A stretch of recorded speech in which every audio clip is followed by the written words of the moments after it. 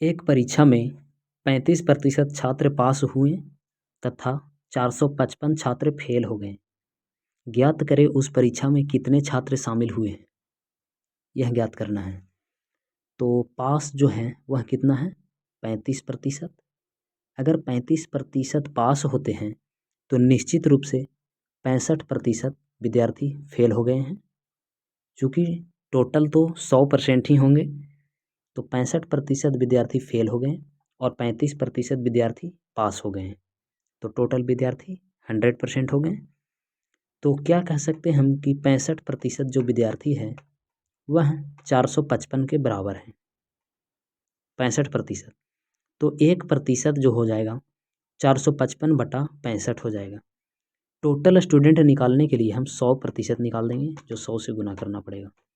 5 से अगर काटेंगे तो 13 पचे 65, 5 से 20 बचे 100, 13 से इसको हम काट देते हैं तो 13 तिया 39 और 13 पचे 65, यानी 35 दूना 70। टोटल जो विद्यार्थी हैं स्कूल में 700 विद्यार्थी हैं, और यही हमारा राइट आंसर हो जाएगा। नेक्स्ट क्वेश्चन है, एक चुनाव में 2 ही उम्मीदवार हैं। वह उम्मीदवार जिसे 57% वोट मिले वह 4200 वोटों से जीत गया। कुल पड़े मतों की संख्या ज्ञात कीजिए। यानी अगर एक व्यक्ति को 57% वोट मिलता है तो दूसरा व्यक्ति को कितना मिलेगा, दूसरा व्यक्ति के जो वोट मिलेगा वो निश्चित रूप से 43% मिलेगा, क्योंकि दोनों मिला के 100% होना चाहिए, जो कि हो जा रहा है यहाँ पे। तो एक व्यक्ति को 57% मिला और एक व्यक्ति को 43% मिलेगा। तो कह रहा है कि वह उम्मीदवार जिसे 57% वोट मिला है वह 4200 वोटों से जीत गया, यानी 4200 वोट से वह जीता है। तो 4200 वोट जो होगा वो इन दोनों के अंतर के बराबर होगा। अंतर के क्यों बराबर होगा, चूँकि 43% ई लाया तो 43% जब ये भी लाएगा तब तक दोनों का वोट बराबर होगा। लेकिन इसका 4200 वोट से जीतने का मतलब क्या बनता है, तो यह मतलब बनता है कि इसने जो 57% वोट अर्जित किया है उसने 14 जो परसेंट है 14% वोट ज़्यादा प्राप्त किया है। इससे 14% वोट जो है वो 4200 के बराबर है, यानी 1% जो वोट होगा वो 300 के बराबर होगा। तो 100% जो वोट होगा वह कितना बराबर होगा, 100% जो वोट होगा वह 30,000 के बराबर होगा। यानी टोटल वोट कितना पड़ा है उस चुनाव में, तो 30,000 वोट पड़ा है। यही राइट आंसर हो जाएगा। नेक्स्ट क्वेश्चन, अगला क्वेश्चन है, दूध में 5% जल है। शुद्ध दूध की कितनी मात्रा 10 लीटर वाले दूध में मिलाई जाती है कि जल की मात्रा कम होकर 2% रह जाती है। दूध में 5% जल है। कितना जल है, तो 5% जल है।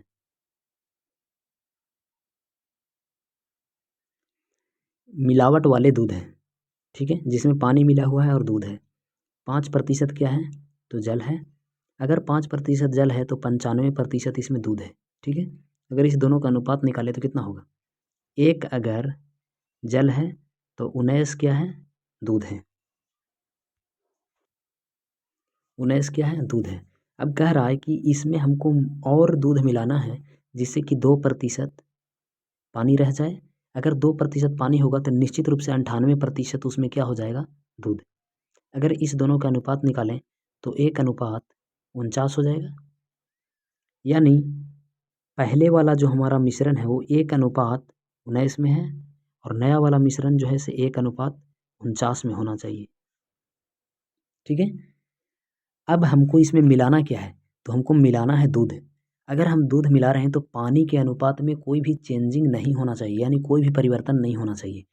तो यहाँ हम देखें तो जो ओरिजिनल अनुपात है इसमें भी कोई परिवर्तन नहीं हुआ है, लेकिन यहाँ पे कितना का अंतर आ गया, तो अंतर आ गया टोटल 30 रेशियो का।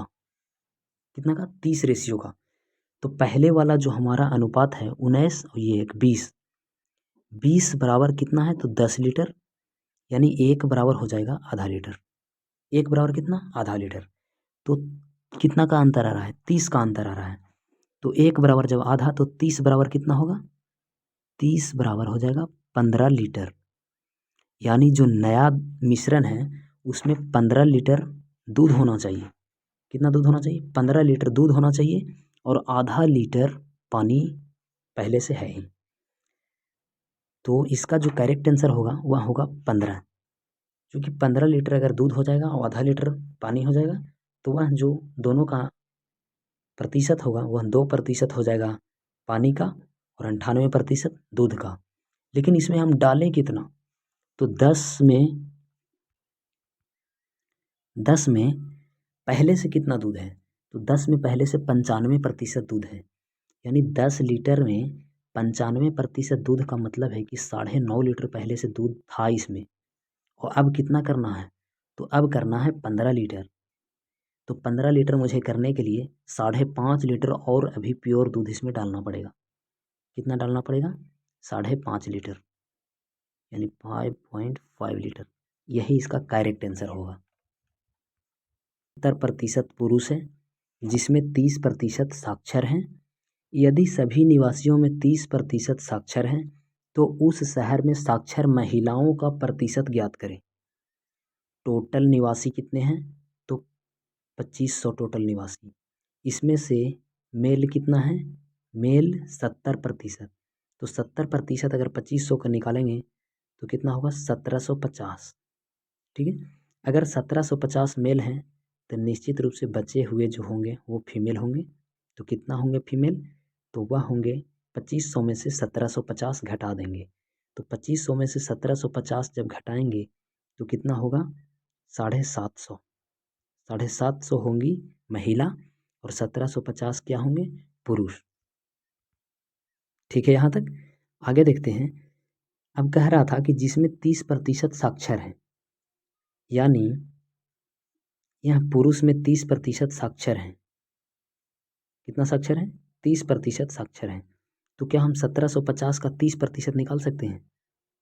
1750 में 30% जो मेल हैं वह साक्षर हैं। तो साक्षर मेल का प्रतिशत 30% और जो एक्चुअल में निकलेगा वहाँ कितना होगा? ये 2 जीरो से ये 2 जीरो कट जाएगा।